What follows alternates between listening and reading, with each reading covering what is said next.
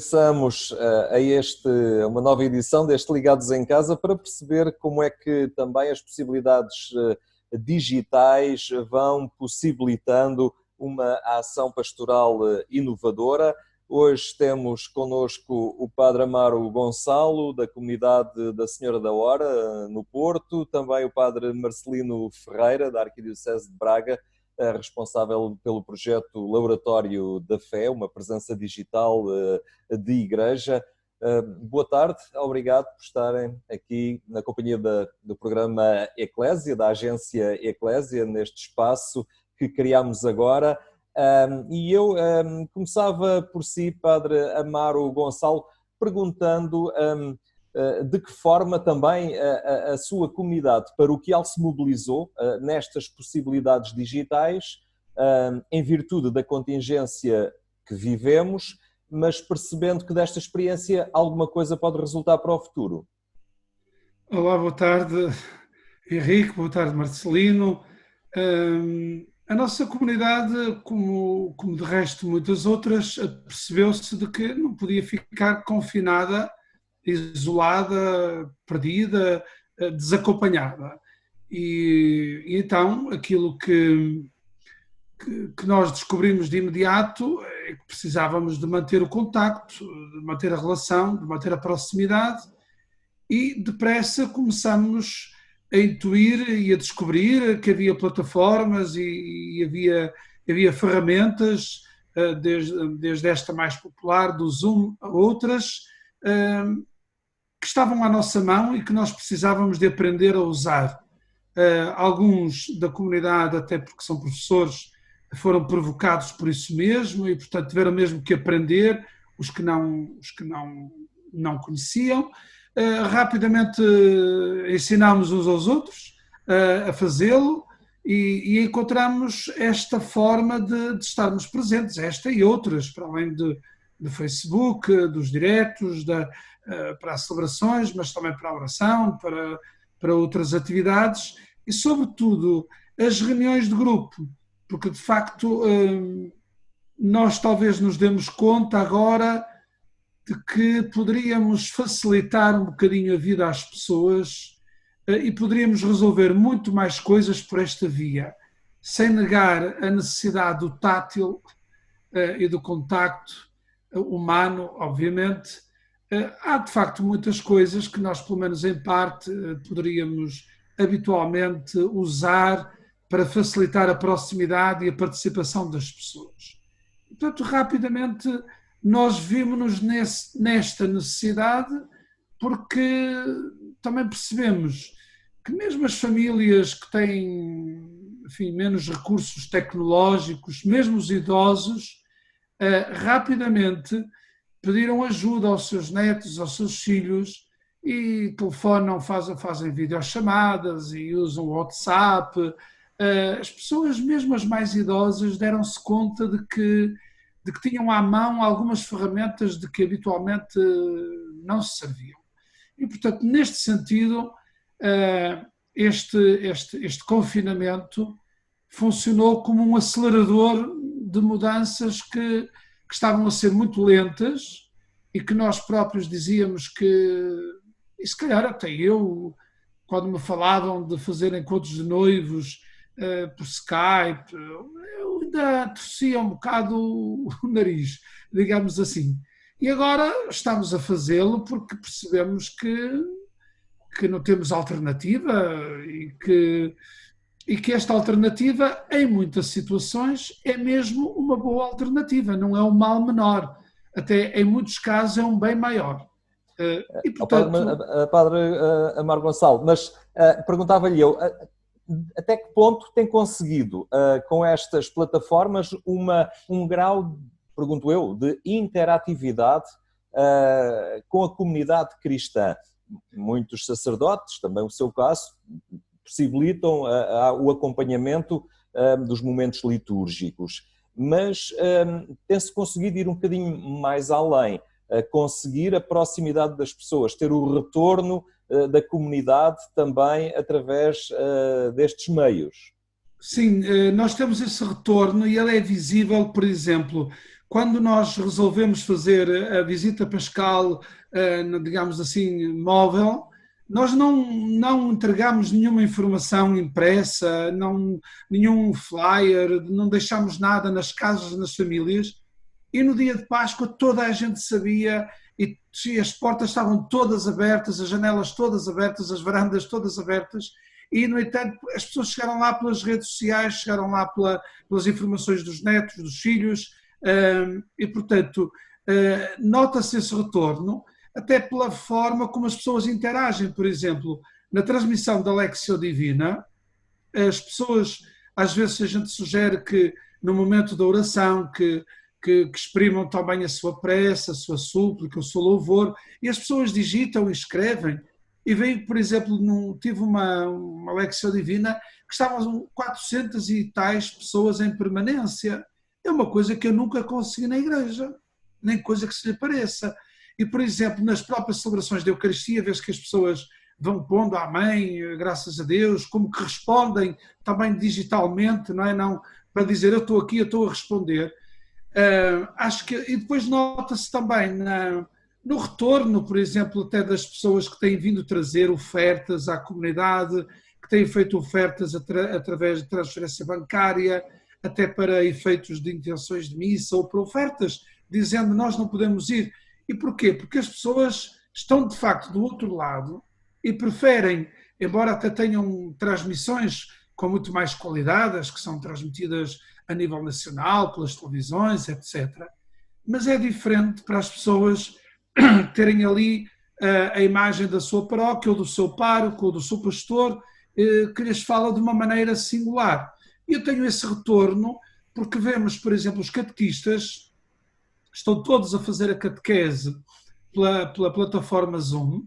Inicialmente havia alguns que não sabiam, os colegas ensinaram, e neste momento estamos com 40 e tal grupos de catequese, todos a funcionar pela plataforma Zoom.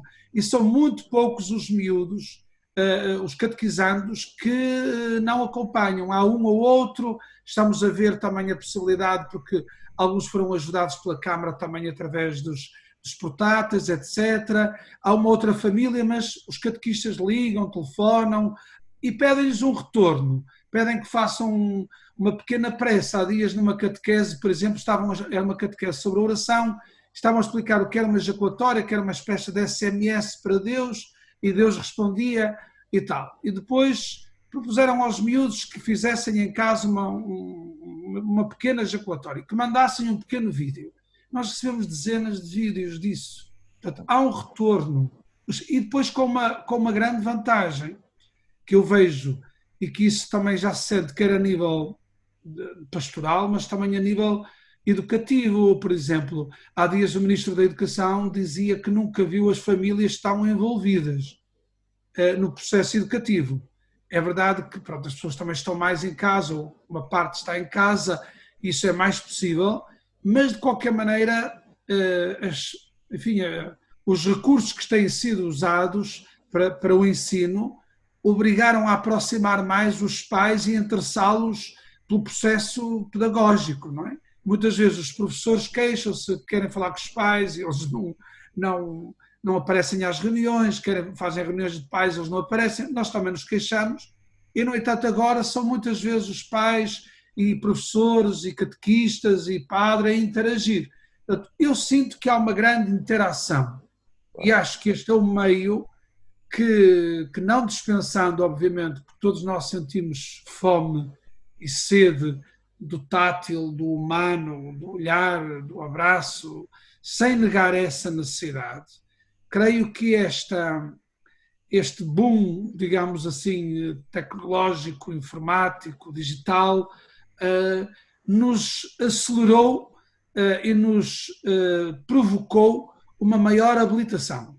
Eu, por exemplo, aprendi na passada semana a trabalhar com uma coisa chamada OSB Studio. Eu não sabia, é uma coisa até bastante simples, mas que realmente dá outra qualidade às transmissões dos diretos de Facebook. Neste momento ainda não estou a fazer sozinho, estou a fazer com a ajuda de um jovem que me ensinou a fazê-lo, porque eu sozinho, só com os livros de instruções, eu não chegava lá, confesso que não chegava. sabe que já disse que burro velho não aprende línguas. E esta língua digital é uma nova língua para nós. Pelo menos para mim, que tenho 54 anos, vejo que os miúdos com 14, 15, 17 chegam ali, aquilo é como entrar numa autoestrada e conduzir sem problema nenhum, e nós estamos a olhar para as tabletas todas e a conduzir, mas a olhar para os sinais e a ver se percebemos os sinais. Exato, já lá iremos também a esse desafio que se coloca aos pastores.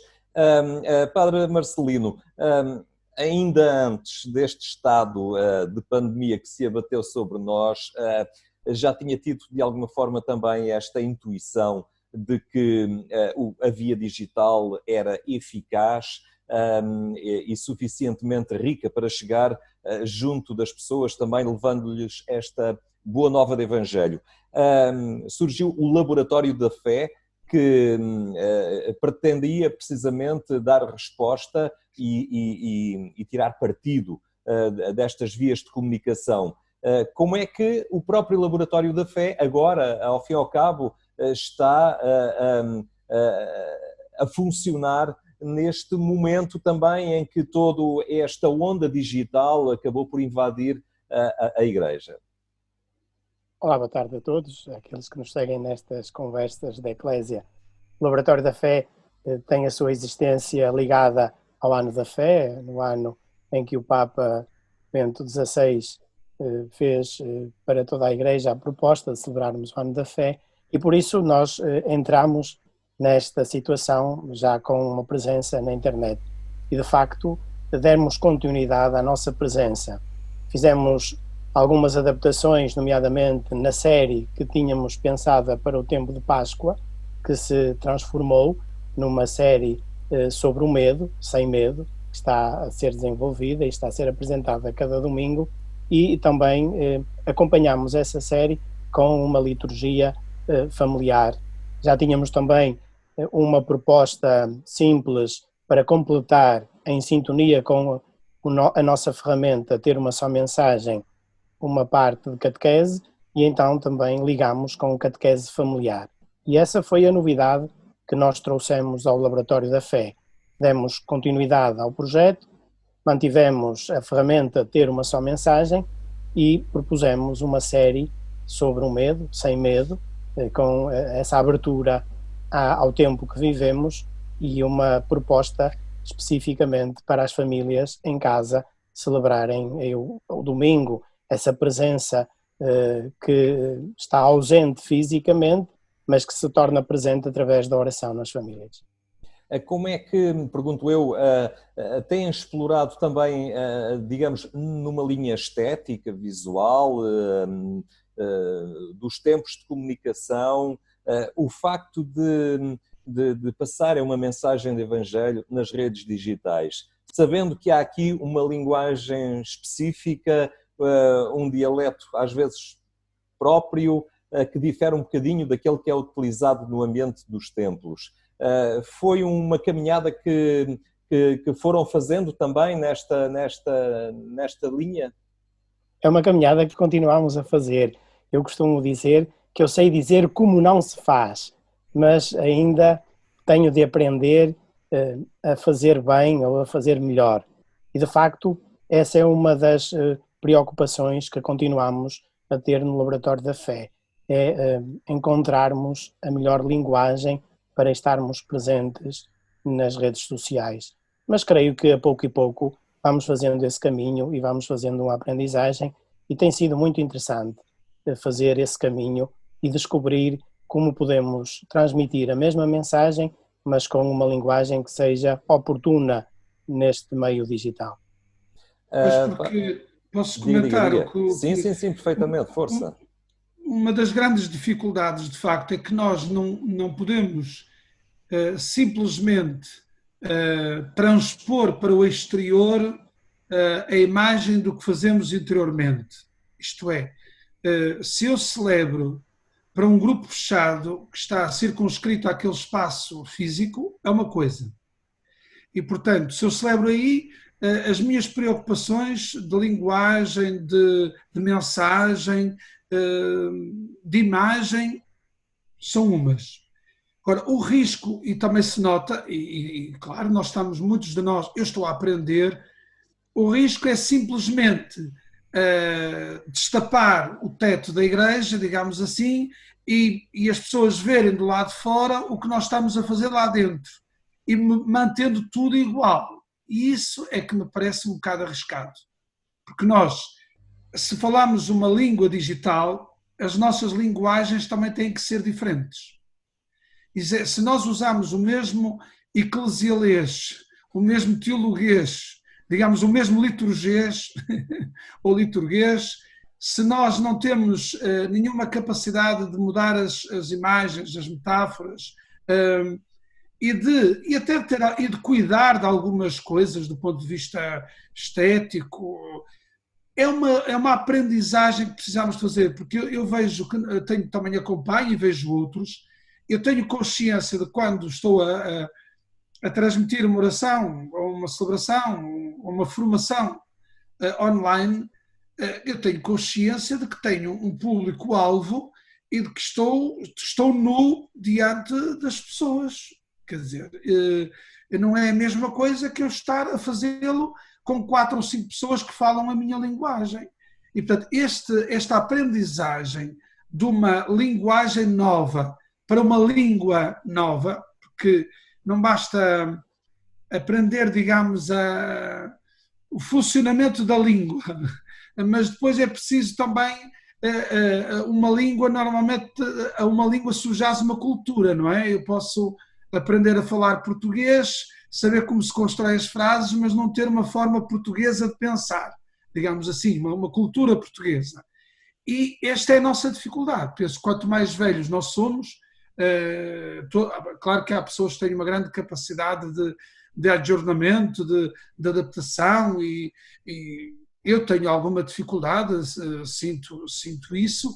Agora, tenho essa preocupação e esse cuidado de quando faço alguma coisa para fora, que não posso fazer que não pode ser simplesmente uma reprodução exterior ou para o exterior do que faço cá dentro. Vejam o que nós estamos a fazer.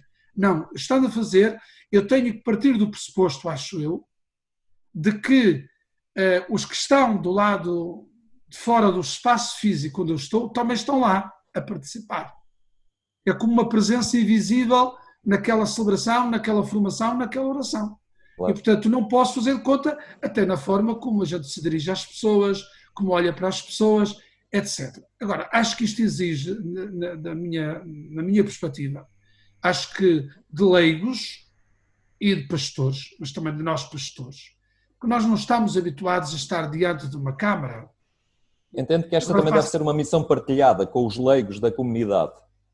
Certo, os leigos têm, quem me está a ensinar, ainda agora há pouco estava aqui um rapaz a ajudar-me a preparar logo a oração do terço, com imagens, com várias coisas que vamos metendo, com cânticos, etc.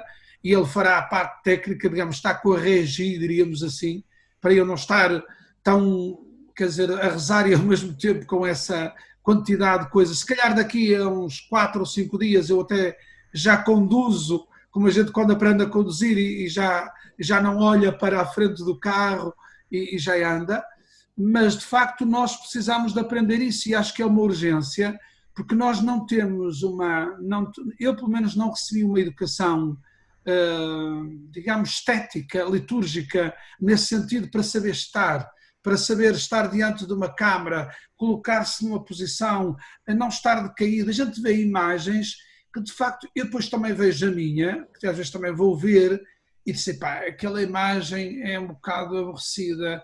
Quer dizer, nós estamos muito mais expostos e acho que sem ser teatrais, mas a liturgia também tem muito de teatro, de representação, no melhor sentido da palavra, não é? E acho que há aqui um conjunto de linguagens que nós precisamos de aprender, de melhorar, de aperfeiçoar, de cultivar. Eu sei que para uns será mais fácil que para outros. Agora, acho que a ideia de simplesmente reproduzir para o exterior o que faço interiormente, acho que isso não é falar a língua digital, não é, claro, é ocupar o espaço, o ambiente digital. Isso é quase como fazer uma procissão do Santíssimo Sacramento dentro de um centro comercial. Quer dizer, pegamos nas nossas coisas e atirámos-las lá para fora. Essa dificuldade de tratar o sagrado, digamos, na praça pública, é um desafio, esse também. É um desafio que merece ser refletido até pela teologia, Claro, pela liturgia, porque estamos em novos campos, tem-se discutido muito isso, não é? Se a Eucaristia, esta transposição pura e simples da Eucaristia para o exterior, isto traz também algumas questões do ponto de vista teológico, pastoral, que nós agora com esta pressa temos alguma dificuldade de refletir, mas acho que são questões que vão precisar de ser bem refletidas. Muito bem. Padre Marcelino Ferreira, o Laboratório da Fé é uma plataforma que serve para comunicar o Evangelho, a Igreja, uma presença de Igreja junto das pessoas, aqui com uma vocação um bocadinho diferente, não é propriamente uma paróquia que passou para o ambiente digital, para chegar junto à sua comunidade. O Laboratório da Fé também quer ser abrangente, quer chegar àqueles que não gravitam no círculo paroquial tantas vezes, não é? Qual é que é a forma, qual é que é a metodologia, que cuidado têm também para, digamos, chegarem a todos e utilizar, lá está, a tal linguagem suficientemente eficaz para cativar aqueles que estão fora do perímetro paroquial? O Laboratório da Fé tem essas duas abrangências. Por um lado, quer ser inspirador para as comunidades paroquiais, num projeto de renovação, seguindo a linha do Papa Francisco da renovação inadiável e que vai fazendo o seu caminho. E também quer ser provocador, provocar no coração das pessoas o desejo do encontro com Jesus. E nós procuramos caminhar nestes dois sentidos. Sobre o caminho da inspiração, dizer também que aquilo que o padre Gonçalo referiu também se aplica ao contrário. Quando eu fui fazendo estas primeiras experiências do Laboratório da Fé, nomeadamente na imagem, percebi também que isso me ajudou a rever a minha linguagem interna, como o padre Gonçalo referiu. Isto é, a maneira como nós falamos nas nossas celebrações nem sempre também é a mais adequada ao tempo em que estamos.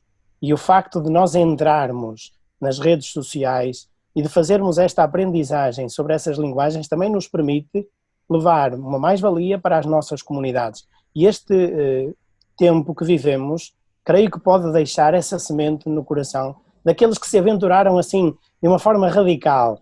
E de facto o padre Gonçalo salientou esses perigos que nós precisamos de refletir bem, mas que essa semente continue, no sentido de podermos rever a estética das nossas celebrações, de revermos as imagens das nossas celebrações e a nossa linguagem. Permite-me só dizer isto, em tempos já da minha formação, o professor de liturgia pastoral chamava a atenção para isso e convidava-nos a filmar as nossas próprias celebrações, porque nos dizia: é aí que vós aprendeis onde estão os vossos erros, os vossos tiques, desculpa a expressão, e podermos refazer. É muito bom essa aprendizagem, e por isso o Laboratório da Fé quis ser também inspirador e provocador. Então essa parte, como é que tentamos, numa linguagem que também eu quero aprender e continuamente vou aprendendo, a encontrar essa linguagem para nesses que muitas vezes já andam buscadores, não é? À procura do desejo de Deus, ou que esse desejo não sabem que é de Deus, procurar uma linguagem muito mais acessível. Mas ao mesmo tempo eu já levo essa linguagem acessível para a comunidade, porque me parece que o olhar das pessoas e o seu coração também recebe de uma forma diferente a mensagem. E por isso eu lanço esse desafio de darmos continuidade a esta semente que nos foi trazida por este tempo. Há aqui uma realidade, ainda continuava consigo, Padre Marcelino, que é o facto de o Laboratório da Fé ter sido, por estes dias de confinamento, linkado também aos projetos de comunicação das paróquias. Portanto, é bom existirem projetos como estes, que depois também podem reforçar a chamada comunicação paroquial. Sim, naturalmente, e essa é a tal parte inspiradora que nós temos no Laboratório da Fé e nos últimos tempos temos-nos dedicado, ainda antes de surgir a pandemia do coronavírus, delinear propostas que nós chamamos um caminho de Páscoa, que são 6 passos, que se desenvolvem em 12 ferramentas, precisamente para serem aplicados pelas comunidades nesse projeto de renovação. E tem todos os âmbitos, desde a participação até ao alargar os horizontes da missão, passando pela conversão ao Evangelho, passando pela vida espiritual, pela oração. E por isso gostaríamos de já ter desenvolvido mais essas ferramentas, mas sim, têm sido bem aproveitadas, espero eu, por muitas comunidades, e tem havido até parcerias, inclusive nós fizemos com o Padre Gonçalo esta proposta da liturgia familiar, porque apesar de não ter um projeto individualizado, o Padre Gonçalo vai disponibilizando na sua comunidade várias propostas litúrgicas e pastorais e entendemos que seria de facto uma boa parceria usar algumas dessas referências e colocá-las ao dispor de todos. Aquilo que o Padre Gonçalo já o faz, mas o Laboratório da Fé também o faz dessa forma, por exemplo, na liturgia familiar que propomos, é também, vem da paróquia, não é algo que foi criado não num laboratório que Sim. não tem dinâmica pastoral, mas num laboratório pastoral e paroquial. E essa tem sido também a riqueza e a alegria com que eu me empenho neste projeto do Laboratório da Fé. Eu acrescentaria aqui uma nota que começo a sentir isso. Eu senti isso sobretudo no tríodo pascal. A dada altura eu dei-me a trabalhar um conjunto de propostas que me deram imenso trabalho, horas infinitas de trabalho, e depois começa para essa proposta A, a proposta B, a proposta C, para Quinta-feira Santa, para Sexta-feira Santa, em família, etc. Por um lado, é verdade que é interessante haver várias propostas, porque há umas mais académicas, outras mais simples, outras mais rebuscadas, outras mais elaboradas, e também há, enfim, as comunidades e os pastores também têm sensibilidades diferentes e formações diferentes. Mas aquilo que me parece é que nós já começamos a ter e a ver que as várias dioceses têm criado algumas propostas de dinâmicas dos tempos fortes, etc. Tem sido mais à volta dos tempos fortes. Agora estamos a descobrir um lado da igreja doméstica e das propostas para fazer em família, porque percebemos que as famílias, para exercerem o seu sacerdócio batismal, também precisam desta ajuda, mas com esta ajuda são capazes de o fazer e bem. Agora, se calhar nós precisávamos de começar a congregar esforços, porque Braga tem uma boa equipa, Porto tem uma boa equipa, Leiria tem uma boa equipa, Lisboa tem uma boa equipa. Eu não sei se justifica para um país tão pequeno estarem 4 ou 5 pessoas em Braga a matar-se e a esfalfar-se, a preparar uma dinâmica qualquer, e em Leiria a mesma coisa, e em Lisboa a mesma coisa. Não sei se não era possível criar um grupo de trabalho a nível nacional, distribuir tarefas, criar critérios. Por exemplo, a Igreja em Portugal começar a ter propostas, digamos, permanentes de dinamização dos tempos litúrgicos, porque podem dizer, cada diocese tem o seu programa, cada diocese tem o seu plano pastoral, tem a sua realidade, tudo de acordo. Mas nós, quando fazemos uma proposta, mesmo quando fazemos para a nossa paróquia, já começamos a pensar que para as famílias que têm filhos, que não têm filhos, para os que estão assim, que estão assados, para os que sabem ler, para os que não sabem ler grande coisa, para os que não sei o quê. Eu penso que é possível criar algumas propostas, digamos, com um chapéu suficientemente largo, que sejam adaptáveis a contextos desde a zona mais remota de Montalegre à zona mais urbana de Lisboa. Eu gostaria que se começassem a congregar esforços para uma resposta, se calhar, nós já fazemos isso, por exemplo, com as semanas das vocações, ou com a semana dos seminários, ou entregamos a cada diocese vai fazendo, e isto é enriquecedor, pronto. Às vezes a gente gosta mais, gosta menos, aproveita mais, aproveita menos, mas se calhar também estamos aqui a abrir um filão, estão-se a descobrir valores de criatividade em leigos, religiosos, padres, estão-se a descobrir valores. Eu, por exemplo, na minha paróquia descobri valores a este nível. Eu não queria acreditar no trabalho que, por exemplo, os catequistas do segundo ano fizeram este fim de semana para o Dia Mundial das Vocações e Dia da Mãe. Eu não quero acreditar. A catequese concretamente tem que ser uma linha em que incide muito este desafio do digital neste momento, até porque até final do ano assim iremos continuar, não é? Sim, mas, por exemplo, eu próprio tenho que reconhecer que não pensava que tinha pessoas tão capazes nesta área na minha paróquia, não é? Eu fiquei surpreendido, isto é, quando eu lhes pedi que vamos fazer desta maneira, cada um como sabe, como pode, ajudando-nos um pouco, pedindo ajuda uns aos outros, etc. Mas, por exemplo, nos grupos de catequese, eles próprios foram descobrindo valores, um que tem mais jeito para apresentar, outro que sabe editar os filmes, editar os vídeos e sabe mudá-los e pôr movimento nas imagens e não sei o quê. Isto é muito enriquecedor, porque eu próprio já liguei ontem à noite a uma das catequistas que fez aquilo. E eu acabo por me sentir até envergonhado, porque às vezes não conhece os valores que tenho. Eu disse assim, olha, tu fizeste um trabalho magnífico, eu sei que foste tu que editaste o vídeo, eu não sabia que tu tinhas essas capacidades. Para lá começou a dizer o que fazia, o que não fazia.